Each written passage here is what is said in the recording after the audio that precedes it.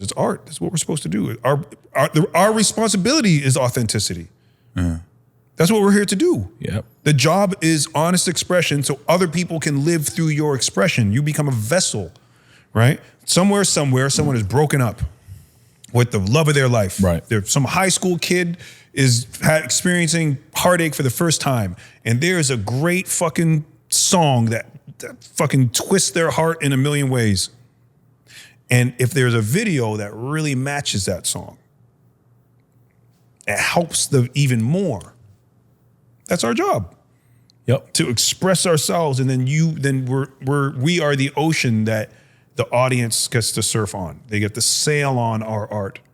They get to experience these feelings because of what we've been able to give to them, right? And the memories, and till now, how many songs do you have that will remind you of a person, or remind you of a moment, or you know what I mean? Oh, for sure, moments all the time.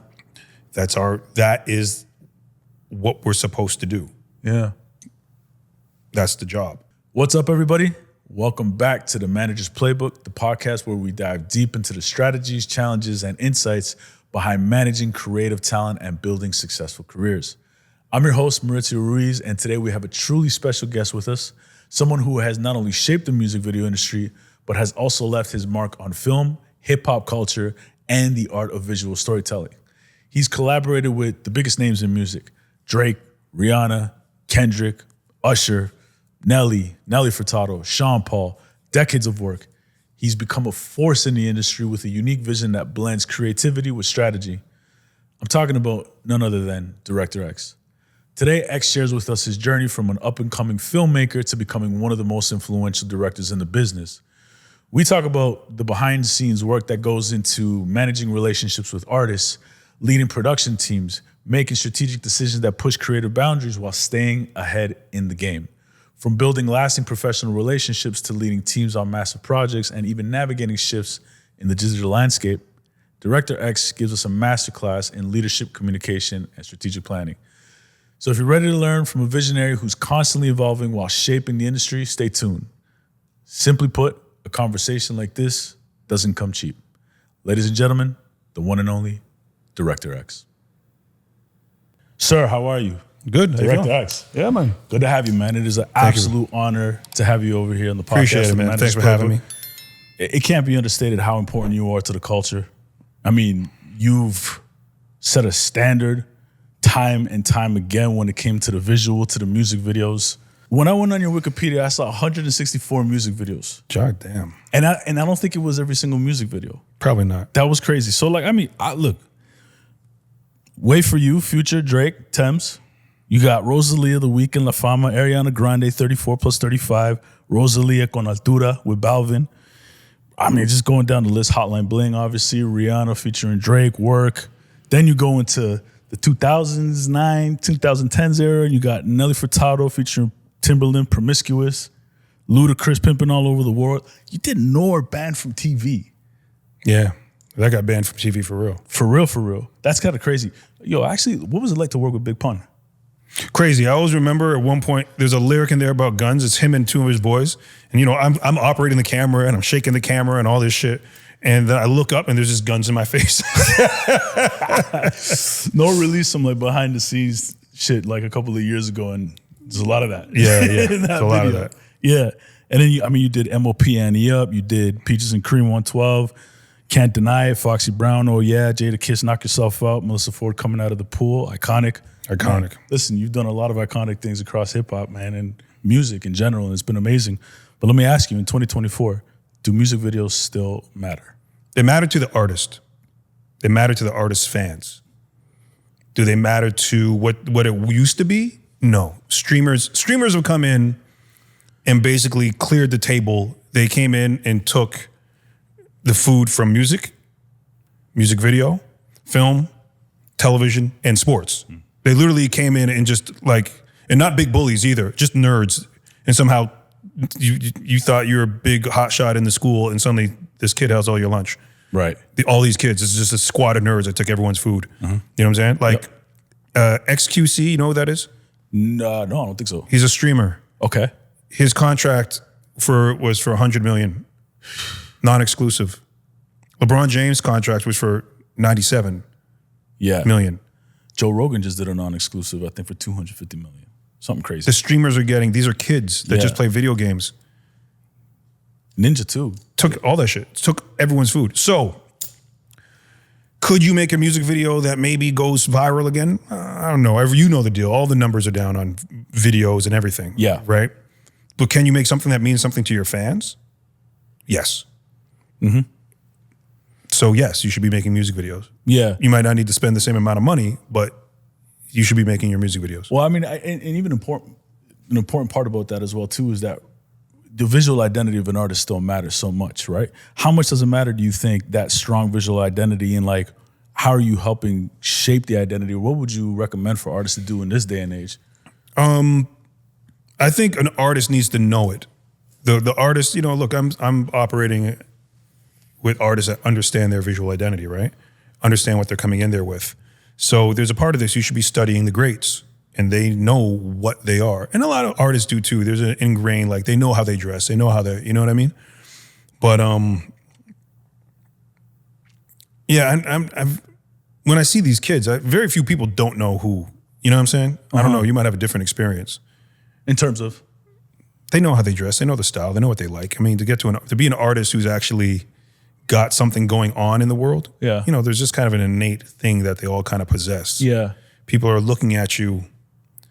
There's something in human nature where we like to get one focal point, and we want them to represent a strength for us. And you know what I mean? Yeah. It's the reason we make these statues. We want human statues. We want human people. We put them on pedestals, and we want them to have the bravery to dress how they want, move how they want, say what they want, right? That they're not filtering themselves for approval. And we know as artists, the work that connects the best is always the work that is pure expression, you know? Yeah. So when you're working with these artists, right, and you've worked with the best of the best, what's the line of communication as you as a director and an artist in terms of performance? Because I've been on set with you, right? And you might not know this, but I was on a set with you as a production assistant in like 2008 for Trisha Campbell. Oh, wow. Yeah. Click was there, Luther Brown was there in that apartment. I think it was your old apartment. Yeah. Yeah. And I remember you really guiding her and being very specific in terms of like performance. And one thing that stuck out to me, and I picked up a lot from you along the years in your career. I've studied a lot of what you've done. And one thing that you talked about specifically, and I think it was just what she needed, I'm not saying every artist needs this, but you were talking a lot about triangles because that gives a lot of strength. Mm-hmm. And how do you approach that conversation with artists when you're trying to get the best out of them for performance? Depends on the artist.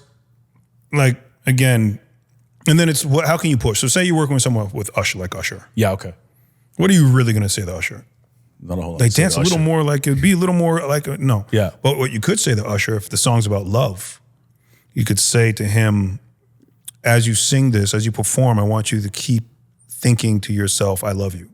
Mm-hmm. Or keep saying the word love, love, love. Or, you know, as you look at the girl, imagine a scenario from you know what I mean? Start getting into more actorly type things. Mm. You know, look, when I did a video with Zayn called Like I Could.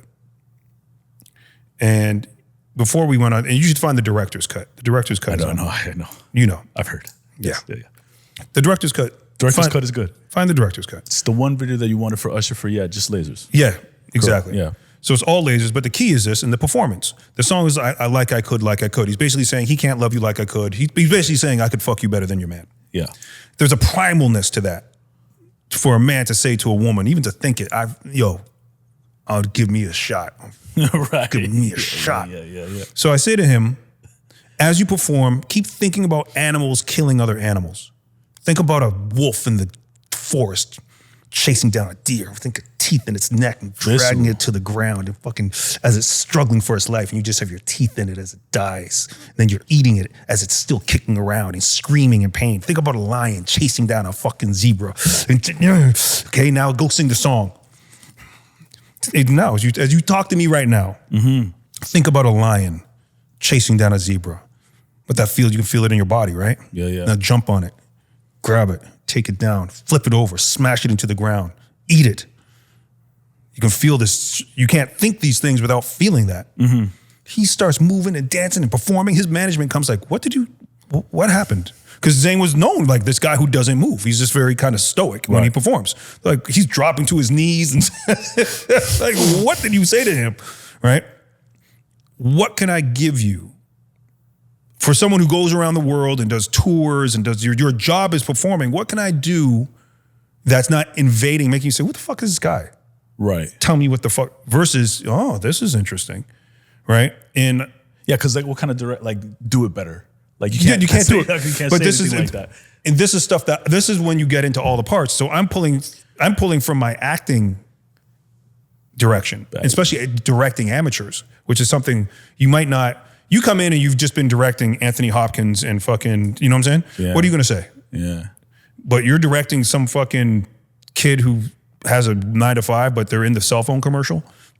You know what I'm saying? And they got to be surprised. You know what I'm saying? Very true. Now you got a bag of tricks. Okay, are you going to do a replace? There's all these different techniques that I've learned working with amateurs. Yeah. That I can take. These are very simple techniques because I'm trying to get you out of yourself. I need it to be honest performance. You need to surprise yourself, right? So what if you think in your head right now, ha ha? Just keep thinking ha ha over and over again. Yeah. You guys at home, keep doing it. You smile a bit, right? It's hard to fucking. All right, so I did a movie and like the character is giving this. She's supposed to be like this cool, I don't give a fuck character, but she's telling her boyfriend, I'm not pregnant.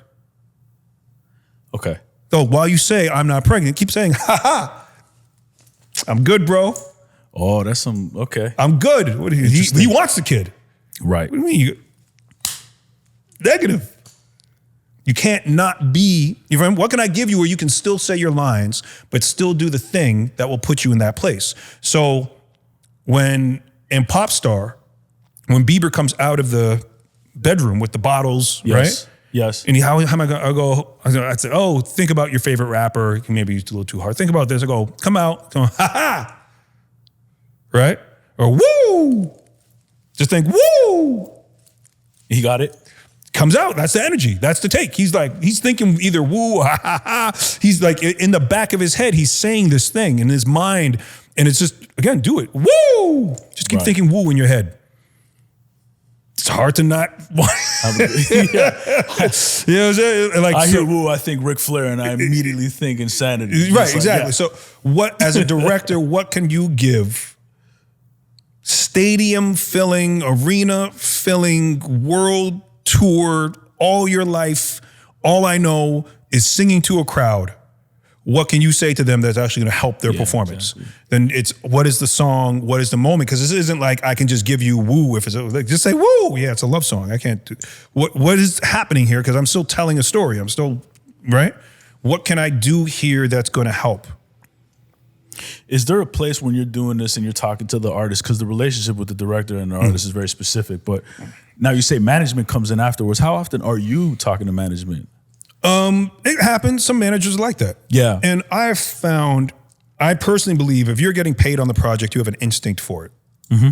Anytime I've disregarded someone on set, within reason, sometimes people, it's a little overbearing. Anytime you think you know better or you're actually fully now in someone else's job, you're fucking up. Right? Right. Yeah. You know what I'm saying? The specialist. No, I want it this way. Yeah. Now you're fucking up. Yeah. But if you say to the person, I have a thought, that's important. That might be the thing. Hey, I noticed something. You're the manager. You're part of this whole thing. Yeah. Something's not feeling right. Let me go look. You are a part of it. You know what I'm saying? Mm-hmm. So for manager, it's for all of us that when you start, being, I created a show, Robin Hood. Yes. I was the showrunner. But now I'm not the director, and I have young directors. And at times I went too far. No, put this here, put that there. You started taking over? Started taking over. No. But at the same time, it's like, it's hard. Yeah.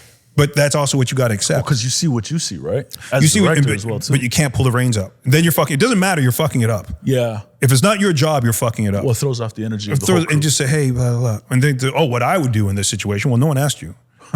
Right. And you're fucking it up. Yeah. But you can say, hey, man, you I feel something about this. And you know what I mean? Like, it's hard, though, when you been around a lot and seen, you know what I'm saying? Mm-hmm. Someone who's, back then when you did King Kunta, I don't think it was well known that Dave Free was so involved in a lot of the visuals. Now I think it's more common knowledge, but was he involved as well too, fairly a lot in the King Kunta visual? He was involved, but not as much. Like you see the work they do together. And also I'm kind of, I'm gone. So it wasn't it might not have been as collaborative as you know what I'm saying? Look, Dave does amazing, beautiful work, right? Yeah. But especially that shit, we were blazing through. We were flying through. Well, you had to, right? You were shooting in Compton. Yeah. Got to get everything done before nighttime. Yeah. Yeah. Oh, yeah. When we were shooting at the swap meet. Yeah. During the day, it was like this big Compton love-in. Everyone's out there having a good time, good vibes, good energy. Then the sun went down. Immediately, someone stabbed. The cops are like, all right. Oh, fuck. Okay, you're done. That's it. Yeah, that's it. Call it a day. Everyone go home. Call it a day. When you were doing music videos back in the day and you had these unlimited budgets, what it felt like? What was that like, man? Looking back now, we're like, like we did a job for Christina Aguilera and Ja Rule. Because back then they would spend big money and then like not release it or kind of release it or it just wouldn't go anywhere. Right. Like I've got a couple memories of $400,000, $500,000, $600,000 music videos. They'd can $1 million video and then never came out. And then they'll do another one. Oh, the ones I'm thinking about, some of them came out and then like they're like, oh, whatever, we'll do another one. Like there's literally $1 million Cisco video that they canned. Like Thong Song, I did the Thong Song remix. The remix.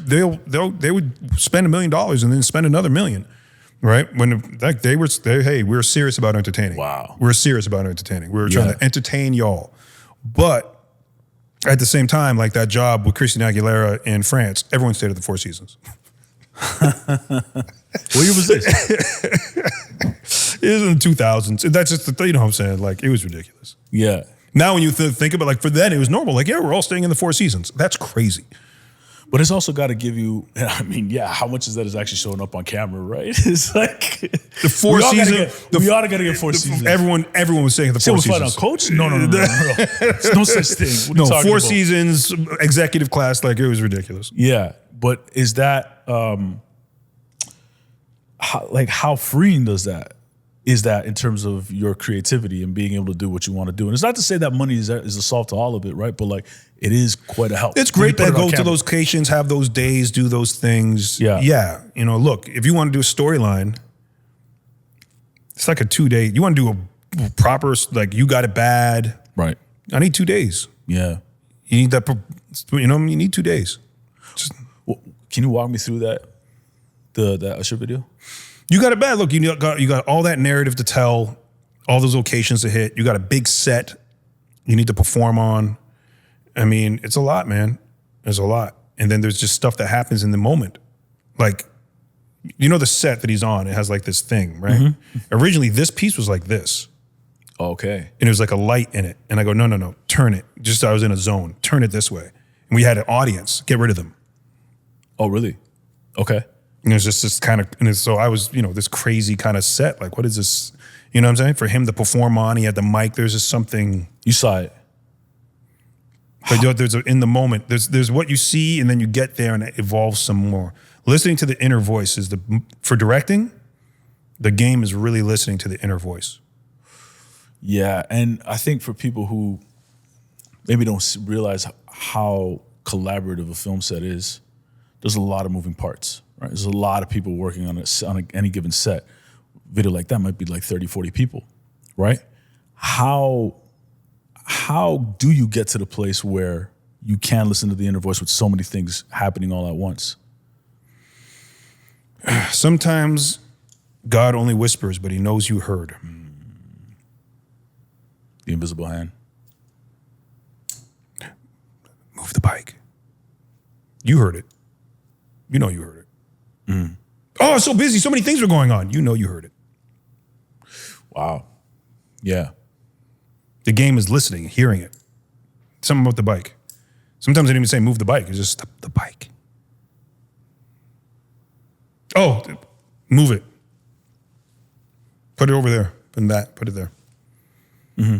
Going with the flow. I mean, look, the way things will happen on a set that, I just shot this video for this artist named Soprano, French artist. Yes. and we're off in this fishing village on the Ivory Coast, and rain comes through, totally destroys our next location, our time, everything just destroys it, forcing us inside. And we find this old abandoned, like this old shit from the 1700s, this old abandoned building. And we turned that into the bar because we had a bar but it was outdoors. Turned that into a bar, 1,000,000 times better. 1,000,000 times better. If not for the rain destroying the shot and destroying the location, we wouldn't have had this amazing thing. It's incredible. Those happy accidents. It's incredible. Yeah. It's happy accident enough to make you say, man, maybe there is someone moving shit around here. Yeah. Maybe there is. And then you watch a documentary about a 13-year-old who's been in jail for 100 years because he, you're like, oh yeah, then what the fuck? It throws you off. Right. Some shit you can't understand. Some shit you can't understand. But when you're living a good life, it's easy to see God moving things around. Man, you've given so much of your creativity, so much of your genius. You're an artist. How challenging could that be to be giving away so much of yourself to other artists? Is that a challenge to you, or what is that like for you? There's always a part of yourself that you feel people don't know. I have to express my art through your art. Right? So maybe along the lines, I'll get something that you get a little glimpse of me. You know what I'm saying? But it's still, this is the life of a director. Very few directors will ever have the chance to direct something they made, right? They wrote it, they really have their voice be heard. So this is the game. But, I have so many people come to me and say, oh, we have this amazing project. It's a music project. And we know you'll love it because it's music and music, because music, because you make music. I don't make music. What are you talking about? I don't make music. Yeah. I'm a director. I make visuals that go with music. That's how you know me. Yeah. But that doesn't mean I'm somehow some music buff guy that knows and loves and all I can think about is music. But that's what they see. That's what they perceve because I make music videos. They put you in the box. They put you in a box, and like I said, but this is the game, right? Yeah. Do you have you're talking about the Zayn video, and I've heard you speak about it before, and I think you've talked about it publicly as well. That there was like a bit of disagreement between what they put out, and what you put out. How are you having those conversations with management to make sure that this is trying to go as kosher as possible? Like, is there a learning experience in that situation, or is there not? Like, what are you going through in those motions? I think, again, what will happen when there's conflict, it gets to the point that no one speaks and then everyone's speaking through people. Yeah, that's the worst. Like that, you can't resolve anything. Just go to talk to the person. Yeah. It's the same shit in life. Go talk to them. Yeah. I won't talk. All right, then. All right. Well, then, you know what I mean? Like, you should always be able to talk. You should always be able to have a conversation. Yeah. And having direct conversations with people is key. Yeah. Who knows what that would have been if the manager and I just got on the phone and said, yo. You and the manager? Even you and Zayn? Yeah. Maybe, yeah. Yeah. Instead of trying to do everything behind it, it's just stupid. It's just dumb. Because man, I feel you on that a lot, because I find like even my career as a manager or even executive producer, a lot of people I think don't remember that.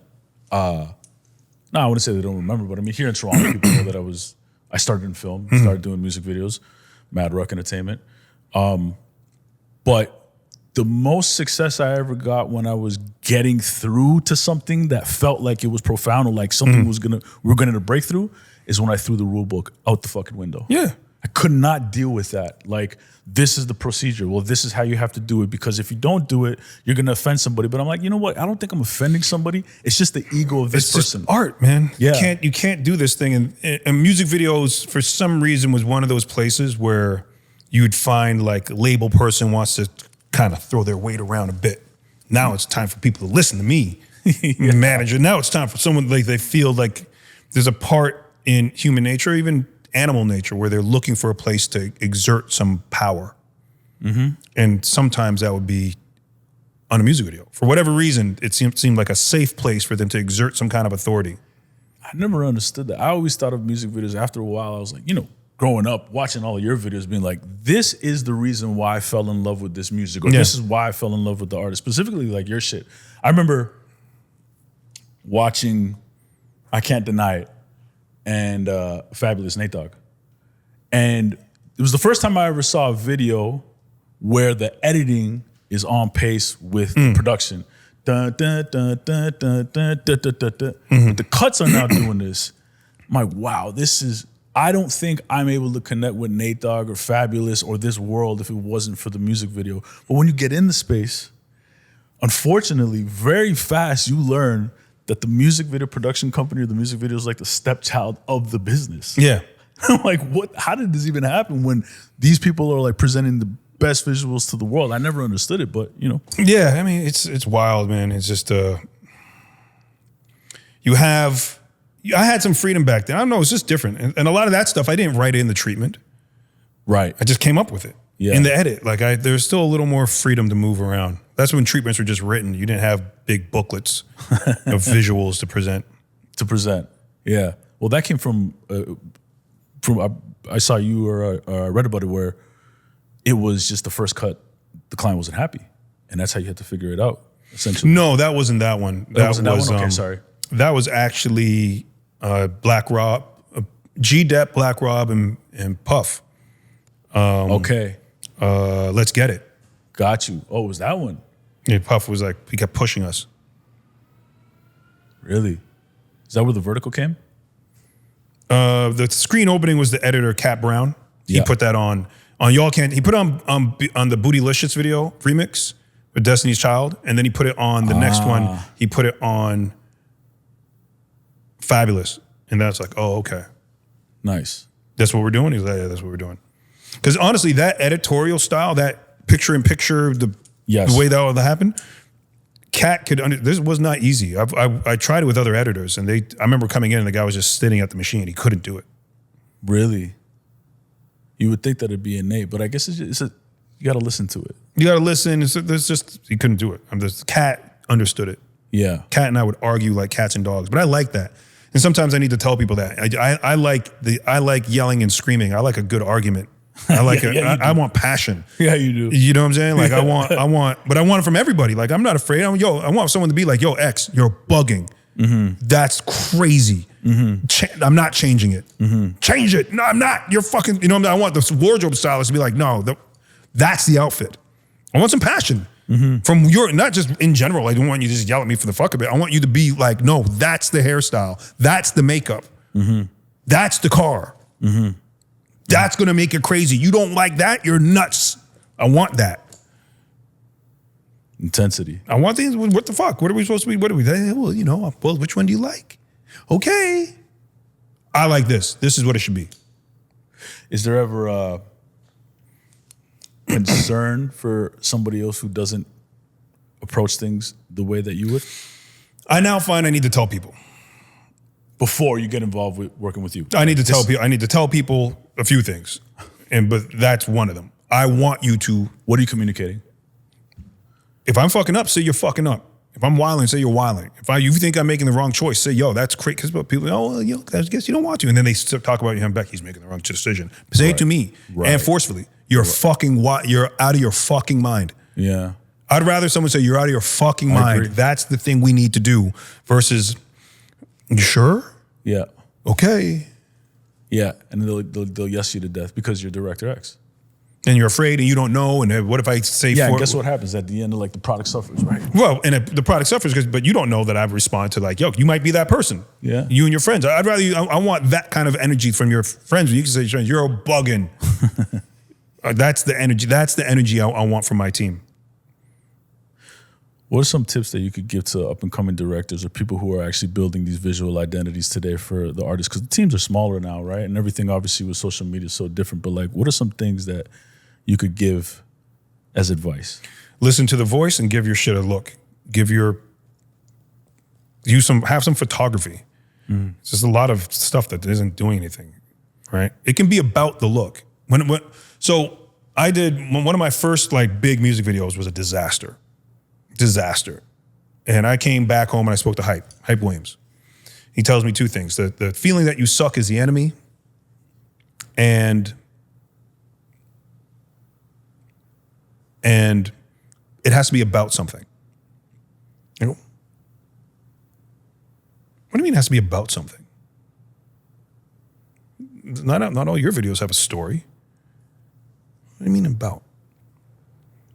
Then I realized it can be about the look. It's about black and white with a light right above the camera. Mm-hmm. It's about hard contrast, saturated colors. It's about everyone wearing red in a blue fucking room. It can be about, you know what I'm saying? Mm-hmm. So visually, it should always be about something. It's a music video. The power of music video and the power of learning in the music video space is that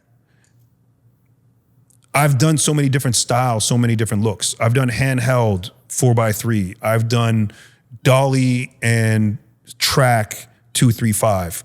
I've done black and white film with I've done everything. I'm trying to make it's a sets, you know what I'm saying? So then when I walk into the larger world, I've done all this stuff. I know what it is to go handheld. I know what it is to throw it on. I've done all this stuff.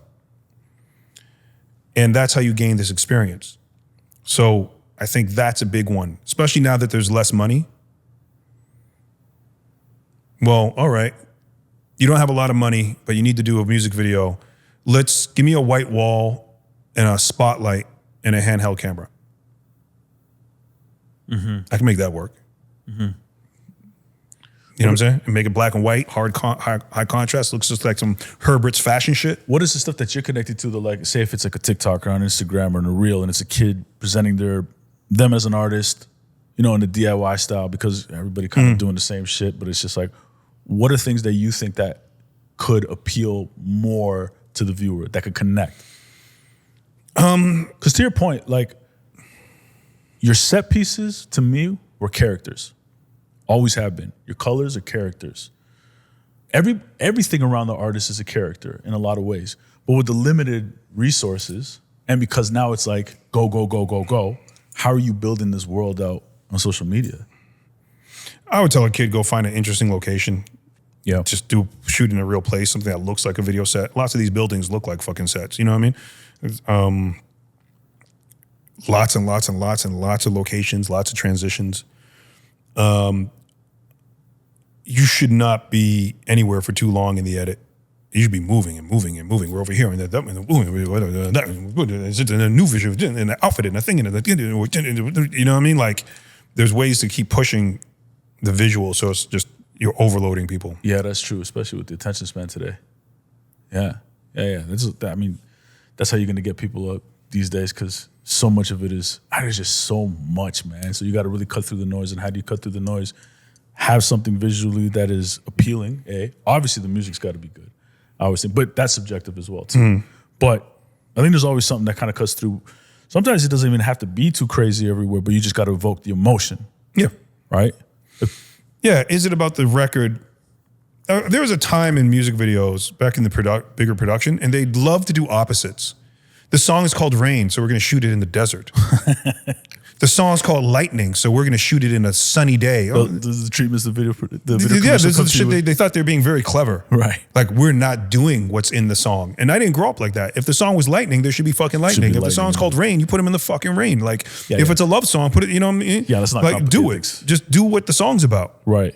Or, I mean, Colin Tilley, what I loved about Colin Tilley is that he wouldn't give a fuck. It's like a song about a one-night stand, and they're like in a fucking, auto body garage singing in front of cars. You know what I'm saying? Like, in his moment, I appreciated the not give a fuckness of it all, but you could see there was an artistic vision to it. You feel what I'm saying? Yeah. Like, there was an art to it all. He wasn't doing it just because, look how clever I am, that I ignored the lyrics. You know what I mean? So whatever it is, it needs to be artistically pure. If you think you're being clever, you're probably not being too clever. Is that the compulsion that every artist has got to follow in order to be able to connect? Every person in life, you have to follow your compulsion. What are you compelled to do? There's a lot of fear with that, though. People like yourself and myself, we do that. I almost feel like there's no other option for me. I would die. You know what I mean? And I can't do that. And I have a lot of respect for people who don't do that and can do something else. It's just not for me. But a lot of people have a lot of fear trying to do this. What if I fail? What if I don't make it? What if my parents, all this stuff? How do you get past that shit? I don't know. I'm like you. I was just compelled to do this thing, and I went and did it. I mean, I guess not everyone has that. Right. I mean, you know what I mean? Like, their compulsions and their drive don't always line up. I don't know, bro. I can't tell you how to you got to figure out how life works for you. Yeah, I think a lot of people think, I think people have desire, very few ambitious people though. Yeah. I don't know what to tell you about it. Yeah. I was thinking about that though, because sometimes I can't, you talk to some people, your friends or whatever, you can't get through to them on some stuff, and you're like, yo, just do it. Who cares if you fail? We fail every day. But some people, it just doesn't register the same. I don't know. Some people, failure is not an option for them. I don't know. God bless. I mean, I don't know if hey, listen, everyone's got it's life, man. There is no, there's life. You're playing a game. You got a hand that you're playing. Yeah. That's the game. You early on realized that, I mean, you thought you were going to be a comic book artist, right? But then tell me about that story, because you started to realize what you wanted to do, and then you went all the way. Well, I tell kids, like, whatever, you should be following your interests, following your compulsions. And Yeah. especially now, that's the unfortunate thing. Now that so many hustle culture world, that it feels like the message is if you're not following don't got a goal and you're not following the goal, do what you're interested in. Mm-hmm. I was a kid, I liked to draw. Then I liked comic books. So in junior high, I thought I was going to be a comic book artist. Right? I drew comic books. They couldn't tell me nothing. I'm going to draw, be a comic book artist. Then in high school, came across party flyers. Okay. Back in the day, people draw party flyers. Yep, well, I want to draw.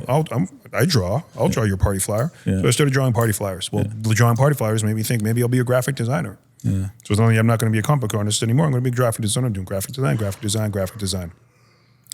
Then from graphic design, completely randomly, I move in with a friend. I left home really young. They have they're a rap group. They have a studio in the basement. Well, we lived in the basement, but Still in Toronto. Yeah. And one day they're writing a song, one of the conscious songs, right? And remember when everyone used to have a conscious song, a party song, right? They're writing the conscious song, and I wrote some lyrics for them. Okay. Then one of our friends read poetry, went to a poetry reading. I went to the poetry reading. They said, open mic time, and I read the lyrics that I wrote for my friend, and then they said, come back and read another poem. So now I got invited to a poetry reading to perform, so now I'm reading poetry. Now you're reading poetry. So now I'm a poet. I'm a graphic designer. I'm going to be a graphic designer. The plan's to go and become a graphic designer, but I'm reading poetry for the fun. And then Rap City, the local Much Music is Canadian MTV. They had a show called Rap City before Rap City in the States. And they say, hey, we're doing a poetry show. Want to come read one of your poems? So I go there and read. And there's I know that shout out Big C. One of the guys, Big C used to be the intern there. He used to be the unit assistant. And we all knew it. And he had moved on to BMG. And I said to the producer, Michelle Geister, shout out Michelle Geister. These are foundational Toronto hip hop people. Mm-hmm. Hey, what's up with Big C's job? Oh, he's not here anymore. Can I take it? Through my school, I ended up doing the unit assistant job, right? As an intern. Yeah. Essentially an intern, unit assistant. That's when I looked at the camera and said, this is creative. Maybe I'll do TV or, filmmaking. And then, you feel what I'm saying? Yep. My interests took you there. Now, if I had said, I don't read poetry, I'm too cool, I'm too this, I don't that, well, I never would have got to much music. I never would have. Right. I'm interested in poetry, I'll do some poetry. Yeah, I'm interested in this, I'll do that. I'm interested in that, I'll do that. And you're building, how are you building your catalog, your reel at this point? Just shooting. My school project, I made, and that's how it all comes together. I wrote a poem with a friend of mine about, some kid talking shit, getting shot in school, whatever. Little Street. So it's explaining the foolishness of how violence can happen. Mm-hmm. And I wrote the poem, recorded it, and then for my project, I made a music video out of it. A video. It was a spoken word piece. But I shot it. I shot the storyline with a handy cam. I asked Basil Young, Master T's brother, to shoot the performance with his camera. Okay. With the high quality news camera. Yeah. So the performance had a little more quality. Yeah, it's got a little more. And then I did the edit at the connections I had at Much Music in their edit bay. So I had dissolves and slow motion and the lips synced up. And for people who don't know, back in the day, if you did not have professional equipment, it was impossible for your lips to move to a track you laid down. Impossible. It couldn't happen. Impossible. So I had professional editing equipment. And you're cutting linear too. We're cutting, the whole thing, Right? So yeah, shooting on digital, like all this shit is happening. So then I had that piece of work to go show people. So people go, oh, this kid has some talent. So, yeah, all these things all come together. Again, when you live a very good life, a very blessed life, then it's very easy to say, boy, God, I'm okay. God has guided me through. I am good. Yeah. So all those amazing coincidences, God just, it feels like someone just moved you through it. It really does. How much of that do you think that was you versus God? I don't know, man. I'll say God because I'll live in that. Yeah. Yeah. Go ahead. The 13-year-old who fucking murdered 2 people and ended up in jail for 100 years probably has a very different outlook on God's involvement in their life. So you can get deep about that. But for those of us who are, living a pretty good life, it's easy to say, oh, clearly I'm a chosen one. It fucks me up when I saw that. I saw that recently. That fucked me up. I haven't even seen that. No, some guy, he's in jail and someone's interviewing him. He goes, I was 13. I did see that. Yeah. 13 13 years old. Yeah, there's an older gentleman on the other side. He was telling him. 13 years old. Well-spoken and everything. Yeah. 13 years old. And they said, we're putting you in jail for 100 years. Yeah. Yeah, I saw that. Yeah, I thought about that when I was watching that too. And I was thinking, doesn't know how to drive a car, he said, doesn't know X amount of things. And you're thinking, I think to myself when I see that, I'll never know that side of the world, but you realize how blessed and fortunate you are. That's what I'm saying. 13. Heavy. I say, because I'm a believer in God, that I'm just fortunate that he, she, whoever, gave me the wherewithal to understand these things about life in a certain way. Because not everybody has that. It's tough, bro. I mean, but hey, like I said, sometimes things work out in such ways you're like, it feels like someone's guiding me through this, man. And yeah. So when you were showing that video to everybody, they were saying they got talent. Who's the first person that's like, let's do something? Locally, no one. I mean, it's never at home, huh? It's never at home. People got to go and see what you're doing out in the People States know you, what they do. People knew me as the poetry guy. People knew me as the art guy. Yeah. They're like, oh, you make art. You can't. You think. I mean, look, people can't understand you having a beer and then making it a light beer. You're the beer guy. What do you mean light beer? What do you know about light beer? I know beer. Yeah, but you know beer. You don't know light beer. I don't know about this. You know what I'm saying? This is really how people think. Yeah. And yeah, so if they know you as a thing, it's just like you have a friend who's fat and they lost a bunch of weight and you're like kind of like the fat. Kind of like it better than the fat. Can't, you know what I'm saying? Like, you just, I know you how I know you, and that's how I know you. Yeah. And it's hard to remove that from your fucking psyche. That's true. Like, which version of Jonah Hill do you prefer? Fat Jonah Hill. No, I like super bad Jonah Hill. I like super bad Jonah Hill. We all like super bad Jonah Hill. Yeah. Come on. He's the one. He's the one. Yeah. Moneyball Jonah Hill's good too. Yeah. He's still, you know. I mean, yeah, but still, like, I like some weight on I like some weight on my Jonah Hill. I'm a comedian. And then on the flip side, which Elvis do you like the most? I mean, I don't know. I don't really know Elvis. And there's an overweight Elvis that just feels really like, there's something about that feels sad. But I mean, what's sad about it? He's fucking Elvis. Of course, he's a grown ass man. He has to be fucking super sexy his whole fucking life. But yeah, exactly. Yeah. Well, back to even just going and bringing the demo reel around everywhere. You remind me a lot of Jessie in that instance, because she had a guitar everywhere. Everywhere we went in Los Angeles, and it's funny enough, it was like in Los Angeles because we would go over there to just figuring it out. Yeah. Not really having a plan, had a publisher that flew us out, a couple of sessions, but then stayed for months. But she took that guitar everywhere, and anybody who was willing to listen, because her thing was like, because I never know if I'm going to run into Beyonce. And if I run into Beyonce and I have my guitar, I'm going to be fucking pissed. It was one of those things. Yeah. Yeah. I had a VHS tape that I took with me everywhere. Right. And I mean, 4 years To the point that people are like, when I got to, I remember at the studio and Jay-Z, I'm in the studio with Jay-Z. I go, is there a VCR in here? And he goes, I know what your work is. And I made him watch it anyways. It wasn't the original video. Was on it? Yeah, it was what like was on it? the latest work, my latest reel. Yeah. But you already got the job.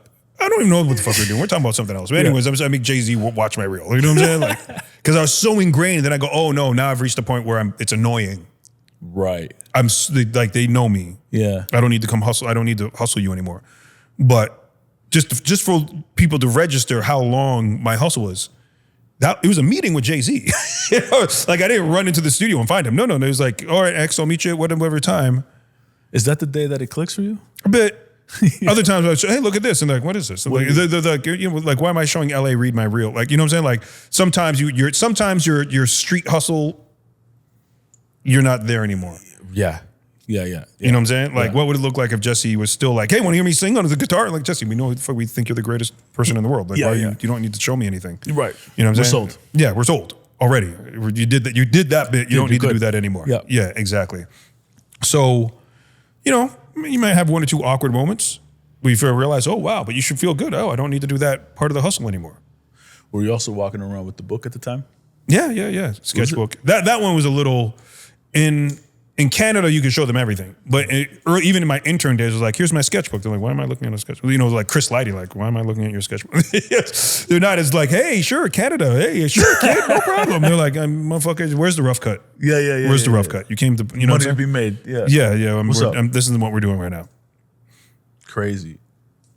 Did you also have another book I heard that you walked around with a lot? I think it was a book of Proverbs. So Proverbs has a very interesting Proverbs. Yeah, you got a bit of Nardwuar going on now, but a little bit.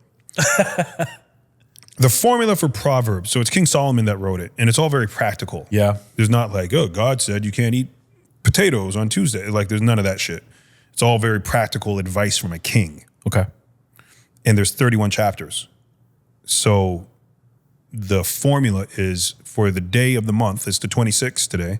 You'd read the 26th chapter, and the 27th on the 27th, and the 28th on 28th, and you just do that. Interesting. And after a while, I always remember getting involved in an argument that is not yours or a dispute that is not yours is like pulling a dog by the ears.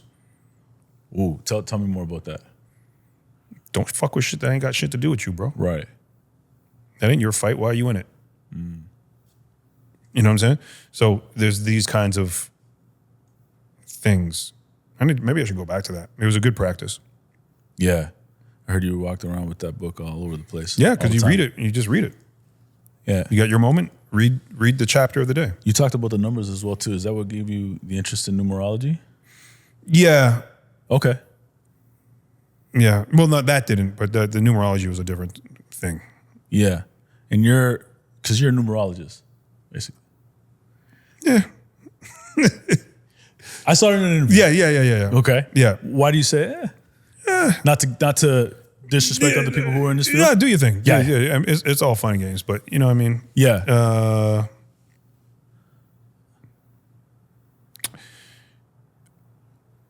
There is something to be said about living life without any of the woo-woo, even if you believe it. In that it's just your actions, it's just you and what you do. Okay. No magic will save you. There is no cheat code. Just you doing what you're doing. Mm-hmm. You know what I'm saying? Mm-hmm. And that might be the safest way to live life. Okay. Gravity is real. If I pick this up and I drop it, it's going to break. If I throw it across the room, it's now in woo-woo land. Well, it'll just work out. And then, you know what I'm saying? Yeah, shit works out. Mm-hmm. But if you approach life very... So Chris Hedges is a journalist. Okay. And he reports from war zones. And he talks about the people who survived the war zone and people who didn't. And the people are like, I hope, and blah, blah, blah, and we're just going to be fine. They all died. The people were like, no, there's bombs and there's things, and who treated the world as real as it was, survived. And Chris Hedges is a minister. He believes in God and all that stuff. You can have your beliefs in God. You can do all that stuff. But approaching life a little more cold. You know what I'm saying? Yep. A little more Realistic.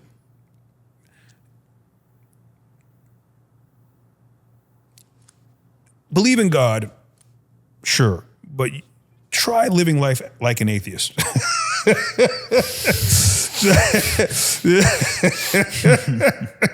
You feel what I'm saying? Yeah, I do. Like it'll be helpful for you in the long run. This choice I am making is it. Yes. All that is here is the choice. I'm not going to depend on the luck. But believe me, I've been saved by God a million times. Like I said, to the point like now I'm just like, it seems so ordained. It seems so, I don't know how this could have happened if not some cosmic force lining up all these moments. Mm-hmm. But at the same time, if you begin to live your life like, well, clearly a cosmic moment will get me through this and I can do whatever I want. Yeah, I mean, it's much smarter. For somebody else, you know what I mean? Yeah, well, exactly. Yeah. Well, let God surprise you. You don't get to now say to God, hey, God, I'm about to do some stupid shit. I'm going to do whatever I want because I know you're going to be there. Yeah. Yeah. But wouldn't God rather like surprise you with a good, you know what I'm saying? Wouldn't you rather, if it was your kid, wouldn't you rather, you got a kid and you know you're just always going to save this kid. It doesn't matter what this kid does. You know you're always going to fucking help him out. Mm-hmm. So the kid just does whatever the fuck they want and keeps getting in trouble. Mm-hmm. To the point you're tempted, I might just not help you this time. Yeah, just fucking. I might let you learn this lesson. Yeah, exactly. Versus the kid who's like, Dad, I know you're always going to help me, but I'm going to pay rent. I'm going to make these decisions. I'm going to make these decisions. I'm going to do the work that I don't want your help. I don't want your help, Dad. I'm going to work so hard that I've done it myself. And then Dad might just give you a gift, as opposed to get you out of your shit. Yeah, yeah. You talk about there with choices, right? That's a good analogy. That was good. Solid. We got to record it. Solid. Yeah. Yeah. Clip that up. All right. You talk about choices. One of the things that I learned from you a long time ago as well, too, before put out any music with Jesse, I played for you in your office back when we were Adelaide, I think. Yeah. And you said something that pretty profound and it stuck with me. Don't get too precious. And it was about the music.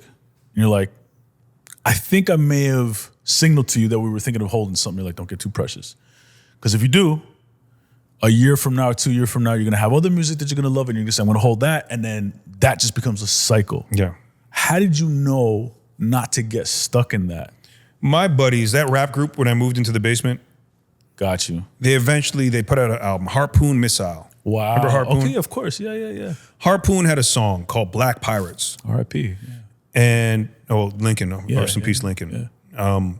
But Harpoon, Richie, had a record called Black Pirates. And the track was crazy and he rapped it like he was a pirate. And we're like, oh, this is crazy. We love it. It's so good we're not going to put it on this album. Yeah. We're going to put it on the next album. The classic. There was no next album. There was no next album. So your best record I say that all the time too. is not on your album. That moment is gone. So, this is so good. What I'm going to do is what? All right. That's what I told you. You got to put it out. None of this shit. None of the conniving shit. None of that. No, you put it out. Art is to be shared and expressed in the moment. Yeah. You got to get it all out there, man, before you die. Yeah. Do you have that with the ideas? I'm assuming so. Like whenever you had these creative ideas for the treatments and for the artist, you're like, I'm going to save this one for the specific artist that I want to do this for. No, you just go with it. Yeah. If the song is right, if the song is right, I'm pitching it. Yeah. You know what I mean? Not holding on. No. Doesn't matter. It's just about the song. If the song is right and this is the idea that will work with it, I'm pitching it to you. What was the relationship like when you're working with an artist like, let me just name a couple of names and then you just tell me what the relationship was in terms of getting the best out of them. Jay-Z. I was working with Jay-Z. I wasn't really in the space of trying to push artists at that point. Okay. So it was just kind of, you're turning on the camera and Jay-Z goes. You know what I'm saying? Mm-hmm.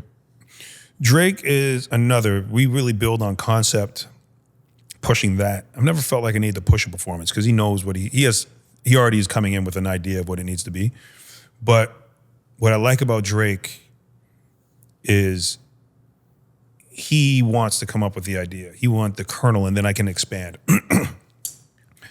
And I think what's important for an artist to do things that way is that it's coming from you. That's why it resonates. Mm-hmm. You know what I'm saying? Mm-hmm. Like Drake's humor. Right. Pop star, he's, Justin Bieber is going to be me. You know His idea? Yeah, that was it. Justin Bieber saying Justin Bieber is going to be me. I can't come to America because of COVID. Pandemic, so Justin Bieber, that was it. The opening is basically there. Then I need to make a music video out of it. Right. So, and then there's something really fun about. Brilliant idea, by the way. Yeah, genius. Amazing. Right. Yeah. And I remember watching him watch the first cut because it's a surprise to him. Yeah. You know what I mean? Okay. I start with this. Right. Coming up with the idea for Falling Back, the marriage video. Yeah. Right. Coming up with the idea for the one with him, Future, and being Nights. And you know what I'm saying? Like there's a fun process with him. So it's not as much like, the performance, I'm helping with it. No, it's the building out of ideas, right? Even Life is Good. Right. Building these things, ideas, and that he's there like working on the concept, because that's the thing. Music videos matter when you put in the extra effort to make them matter. What can you do? Well, you can do something with the concept. Yeah. What if it's Future and he's a king and he has to go off the war, and and we just knew we wanted to do this joke about with the Drake having to bring the letter, like do Game of Thrones and I'm good, love, enjoy. I'm good at love it. I'm good at I'm good at enjoy. You know what I mean? Well, how do I make that? How do I make that? I know I got the punchline. Yeah, I got the punchline. How do I build a story? Or what he's off and he has all these girls, but you know what I'm saying? Right. Life is good. How do I make that work? Well, Drake wrote that treatment. He wrote me into the treatment. That one, he knew what he wanted to be. Well, but still, we need certain jokes. So how can we fit in you know what I'm saying? Yeah. But he really understands that you got to do some work to make again, you're doing it for your fans. Mm-hmm. Music videos might not break through, but your fans are watching them. For sure. Your fans are excited. That's true. Yeah, that's very true. Well, just to say, and I know all these artists want to put on the best fucking live performance they can. It's a good comparison. So why the fuck would you be like, it's a video? Right. Hotline Bling was like that? Hotline Bling was me. About? That was you? That was the one they're like, we want you to come up with the idea. Okay. You know what I'm saying? Yeah. Then I came up with this performance thing and these sets. Where did this come from?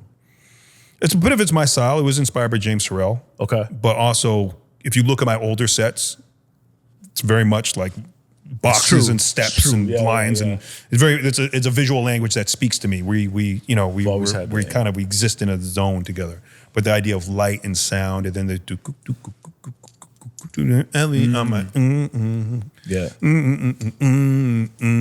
I just saw these kind of like lights changing. Again, lights being the characters in the video, and that became, it's a cultural phenomenon. That video. It was the right performance videos. I call them star makers. I'm going to create this world for you, and you just get to perform. Right? You're not acting, you're not pretending, you're just performing. And it's the one thing that music videos can do that no other part of filmmaking can do. White world, right outfit, the right look of the film. Yeah. Who the fuck is that? Yeah. Yeah, I see. Yeah. You know what I'm saying? I always thought about that as well too. With I use that as a reference. I want to say D'Angelo Voodoo Child and Alanis Morissette. Mm-hmm. It was like one take. That was the reference for me for Jesse's Figures. When I presented her the idea, I'm like, this will make people stop and watch you because you're such a good performer. Yeah. And just hold this take the entire time. The performance made her that song in that video. Right. So I get what you're saying. You give it, bro. So the performance videos, I call them star makers. Yeah. Are you guys on the same page? I guess I'm asking you some insider stuff over here. And like I said, your final cut over here. But are you guys on the same page on the post-production and what that edit is supposed to be? Sometimes, for the most part. Yeah. On Hotline Bling? No. Drake actually changed my perception of something for me. Okay. How were you looking at that video? The original, the director's cut was very much like rappy, pause, dancers, rappy, and me, and you're rapping, so it's on you, and this is the set, and that is the, you know what I mean? Like I wanted the visual, and he's like, fuck all that, I want the part where I'm performing the best. Okay. And it really brought me back to the performance trumps everything. It doesn't matter what your plan is, doesn't matter what the shot is, if what is the best performance at that moment, that takes priority over everything else you have planned. How much does he have to, or the artist has to tell you, like how long does it take for you to understand that? Now, after that, it's changed everything for me. It's just everything. So it's just one conversation and you're just like, okay, no, I get it. Okay, this is what we're gonna do. Yeah, or just seeing what he did with the edit. Oh, what he did with the edit. Okay. I go, I see what you're doing here. Oh, amazing. Amazing. So he was able to craft that and then show you, and you're like, this is what it has to be. And you're like, okay, I get it. Wow. There's no ego in that. It's theirs. Yeah. As a director, you are not the tip of the pyramid. You're just the level below it. Yeah. And so if anyone tries to make me change my mind, they're wrong. What do you mean? My approach to filmmaking, if it's a very simple rule. If I say I want it lit blue, and then the DP's like, what if we made it red? No, blue. But if I say I want it lit blue, and he says, well, what if it's cobalt blue? Sure, whatever. What if it's dark, deep blue? Sure, whatever. What if it's baby? I don't give a fuck, bro. So long as if it's what this kind of blue, then yes. If you're adding on to the thing I'm saying, right, then the answer is yes. If you're progressing my creativity, then the answer is yes. If you're trying to make me change my mind, the answer is no. Okay. The only person above me in this hierarchy is the artists themselves. Okay. And I don't get to change their mind. So the thing that made me realize this, I have a video for Drew Hill. I think it's Love. It's this Drew Hill video. Cisco's when they had like 6 members, when they went from 3 people to 6 or 5, like some insanity, right? Yeah. Cisco's like, I want a red stage and I want this. And I'm like, red sucks. I'm not doing red. I'm making a black stage. Well, Cisco and them all come in black leather. Oh. Now, those guys wearing black on a black stage, there's nothing there. I can't even see them. Had I made it the red stage, they would have cut the perfect figure. You would have seen them. It would have been incredible. So you went and did that without having a conversation with them. You said, fuck it, I'm going to do my way. Okay. And I was wrong. Right. Because they're above me. Yo, man, that awareness is key. It's super key to be able to continue to grow, continue to be successful in what you're doing. Because, it's their video. Yeah. I mean, as simple as that. It's the artist video. Yeah. And their taste level is something that is in their music, in their shows, their fans. You don't know it, but this is all intertwined 100%. With everything they do. Tell me about some of these Toronto artists that you worked with back in the day, because when you were first coming up, Cardinal Official, what was the treatment like the day before when we were talking to Cardi? Cardi's treatment was very much, that was me figuring out, how can I make a big set when I don't have big set money? What if I just painted on the walls? Really? Graphic visuals, Yeah. That was an interesting video, because you could look at that and I would say that video banged with so many of the American videos. Yeah. Well, because I made so many of the American videos. So there's a part of it like, oh, this is, you know what I mean? Yeah. But that was my thought process, how can I make strong visuals, striking visuals with what I have, and what I really have is paint. Crazy. Because it came to me like even Keisha Shantae's video for Bad Boy. Oh, really? Same thing? Yeah, if you watch it, the sets feel really big because it's just we painted on the walls. I have these giant walls in these studios. Yeah. I have these massive walls. Well, that's big. You don't have walls this big anywhere else. So you're going to shoot that? Yeah, they're like, what are they, 20 feet high? 20 plus feet high? Yeah. Well, if I paint it all the way to the top and I shoot the whole big wall, smart. Then I got a big set. That's so I got a big wall. It's big. Yeah. You can't do that, normal person at home. Yeah. All right, well, here we go. So paint on the walls. That's so smart, man. You're just kind of taking the environment and just working with that and trying to figure it out. Because you're not getting you don't have the massive budget. But you got scale. You got scale. Yeah. Man, you have a really interesting way of viewing things, man. And your visual aesthetic is just always a different level. There's not and like I said earlier, like you continue to change it, evolve it. People copy your stuff all the time. And it's the best form of flattery because it's happened to you through hip hop through your entire fucking career. Yeah. It's impressive, man. It's impressive to see how much you've taken the art form And obviously, like, you had Hype Williams, who was your mentor in that, and so you're a good student, you're a good teacher in that situation. I did want to touch back on that part where, he said to you, the enemy in you were like, you suck. How important was that for you in your career? Big, very big. How significant? Yeah. I don't know about, there's a different kind of confidence you find in musical artists, but perhaps because they have to perform. It's almost like being an athlete where the mindset must be, I'm the fucking best. Not so much with visual artists. We gotta, constant criticism up here. Yeah, exactly. And you're watching everyone else, and I don't know, it's just, it's not quite the same. Yeah. And that really like framed a lot of things for you moving forward. And visual arts is something you grow to, right? You look at a painter when they're 15, 20, 30. So, you know what I'm saying? Like there's such a development as you age when you do visuals, as opposed to, again, athletes and the more physical performers where it doesn't. It's reverse. Yeah, it's reversed. Yeah. How many music videos are you doing a year roughly? It's very different now compared to back. There's, my budget range is prohibitive for most people. Yeah, it was prohibitive for us. Always wanted to work with you, actually. Well, maybe we should go back around. The economy's changed. Yeah, just a little bit. Well, I'm actually consulting with Jesse again, but not managing. But like, there was enough times where it was like having a conversation about a certain video. I'd be like, what about X? I'm like, that's a dope idea. Make a phone call. How much?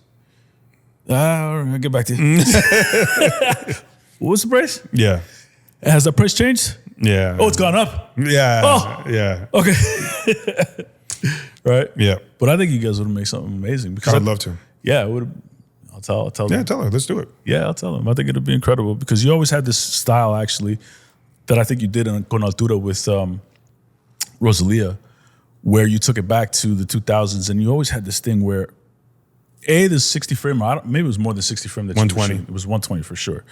It was 120 frame, this feeling, and everything was close. It was so in your face, everything. Call it the Clive Davis edit. Okay. Clive Davis, for those who don't know, classic music man, Arista Records, the man behind Whitney Houston and Janis Joplin. And you'd make a video, and you'd have this beautiful storyline and all this stuff, and the note from Clive would be more close-ups. Really? Yeah. He liked the box. He didn't like letterbox. He liked the box, and he liked close-ups. Where's my artist? Show me my artist, because that's how people connected. Whitney Houston. Where's my close-up? True. Very old school. And that kind of still got ingrained in me. Because I do watch some videos, and everything's like a medium shot, and it's the letterbox. Like, this is as close as I'm getting to the artist. Yeah. Motherfucker. And hip-hop wasn't doing that before you. It felt like. Clive brought it in, but the close-up is important. And also Puff learned from Clive. I know Puff is a whole thing, but before this madness, sure. He learned from Clive. Bad Boy was on Arista Records. He wanted his close-up. Bright and a close-up. Yeah. When he, the story goes, when he was doing Missing You, came off the bike, gave you a Rolex to hang on to the Rolex? No, he didn't give me his. Oh, he might have hold on to it. Is there a story there? He fell off the bike for real. So that's him in the video. If you watch the video, I always thought that was a stuntman. No, that's crazy. That was a mistake. Yo, he just hit the brake.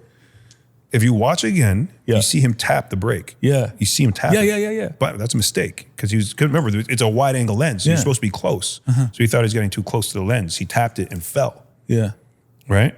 Oh, that's why. Oh, I see. And then they used it as like I said, you incorporate it. And again, better. That's the part that everybody remembers all the time. Falls on a bike. And then he's performing as he's all scraped up and fucked up and talking about his dead friend. Crazy. Yeah, I always thought that was a stunt person because you can't really see his face too clearly. Mm-hmm. Or maybe that's just because televisions, you didn't have HD back in the day, so you couldn't see it.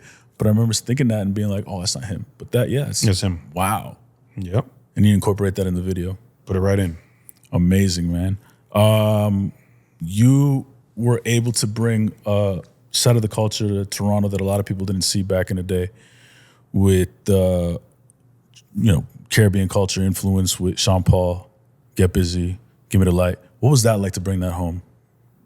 That was big. I think you couldn't, without Toronto, Sean wouldn't have been Sean, reggae would not have been reggae. You know? Yeah. We're just the right mix up here of American and West Indian.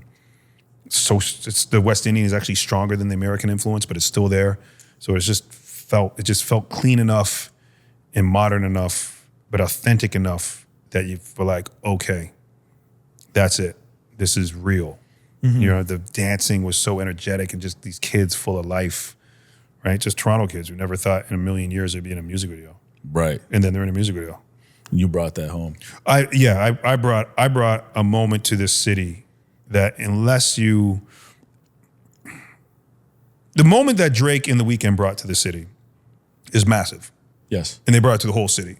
And, you know, we had a basketball team and we had it felt like we're all on top of it. Yep. But when we had this moment when these music videos were happening out here, so it was like the kids who were just, your friend is now in a music video. Like a big hit, like they're just dancing in a video. And the girl you had a crush on is now like on a yacht with Jay-Z in a video. You know what I'm saying? Like, so what's happening to the city? Like it was on, like I joked with Drake that I'm John the Baptist to his Jesus, right? This moment, like the guy was warming up. If you're, you know what I mean? Yeah. If you're in the know, you knew that things were happening out here. Yeah. Right. And it was just this wild moment. Well, because you had this, you were our biggest export for hip hop. Yeah. You know, let's just call it what it is. And then you were almost like the artist. I was the artist. You were the artist. You were the artist. I was the artist, you were but also recording artist. Yeah. I wasn't a recording artist, but I was the beauty of it is that no one would hate on me because directors aren't haters. So every whole city just used to, they all had that, they all just got the, they all go, yes, it's one of us did it. We were there. Yeah, man. The moment he turns into rappers, everyone's just mad. Right. R&B didn't feel like it was part of the culture, yeah. but I was part of hip hop culture. We all got to get behind it. It felt like it could happen. Yeah. You have all these young kids, Drake and The Weeknd, like, shit, it can happen. Oh yeah, for sure. It can happen. You can get it. You can cross the border. It can happen. Yeah. And now this generation, like it was me and like Mr. Morgan. Mr. Morgan, that's right. Me and Mr. Morgan were like literally, we would have our fucking Chinese food at Szechuan Kitchen in New York. Like it was just us two. Crazy. And then suddenly now, producers and brothers and directors, and now everyone's we're all Toronto's all in the game. Open completely, yeah. It's a whole new thing. But I think I was John the Baptist, and then Jesus came with fucking his disciples, and the whole and the whole shit just blew up. And now here we are. Which is like, and that's why it's a funny conversation to have when people are saying like, oh, like, you know, Canada and hip hop is like whatever. It's not that. But I'm like, I don't think you understand. Like, if you come to Toronto, like, very multicultural city, man. Like, that's what all your homies look like, different people all across the place, right? It's not just this one specific thing. So it's dope to see that when I was watching the videos, especially that Get Busy video where I was just like, yo, this is exactly how I was at a party like this when I was like last week. All of us. Last week I was at a party like this. It was very much Toronto. And there's something about showing your experience authentically that when people see it, they translate it to themselves. Yeah. So someone told me some story like, oh, these like suburban white kids saw it and they remembered having sleepovers and the dad would come in, shut up. That was their experience. But in it, they saw themselves in the, you know what I'm saying? Yeah. Well, again, you got to make something pure for the art, for yourself, for your culture, for the, you know what I'm saying? Yeah. The moment you start getting, I'm going to do this and then I'm going to do that and this is for this and this is for that. Authenticity then is just number one when it comes to this stuff. Always, it's art. That's what we're supposed to do. Our responsibility is authenticity. That's what we're here to do. Yep. The job is honest expression so other people can live through your expression. You become a vessel, right? Somewhere, someone is broken up with the love of their life. Right. Some high school kid is experiencing heartache for the first time, and there's a great fucking song that fucking twists their heart in a million ways. And if there's a video that really matches that song, it helps even more. That's our job. Yep. To express ourselves, and then we are the ocean that the audience gets to surf on. They get to sail on our art. They get to experience these feelings because of what we've been able to give to them, right? And the memories, and till now, how many songs do you have that will remind you of a person, or remind you of a moment, or you know what I mean? Oh, for sure, moments all the time. That is what we're supposed to do. Yeah. That's the job. And that has to be an honest expression. What are some of the best artist teams that you ever worked with that actually gave you the ability to give that authentic expression? Working with Usher was great. Yeah. The artists that are focused to have an idea of what they want to do. That's what matters. That's when you have, when they're walking in there involved, then in the collaboration, I feel I can make something that means something. I don't think you can really get that with an artist who's just like, whatever. Sometimes the artists as well too, they don't even know how much control or power they have. I feel like they think they're limited because, especially in that time, maybe because record labels and this, that, Yeah. this big bad, well, not big bad, but like this record label was going to put me forward all the way. But it's not like that. It's so led by the artist, by their vision, by where they want to take it, and being able to communicate that, right? And if they don't have the best way to communicate it, maybe they have a person on the team that can communicate that. Those are the ones that are always go the furthest. I find all the time.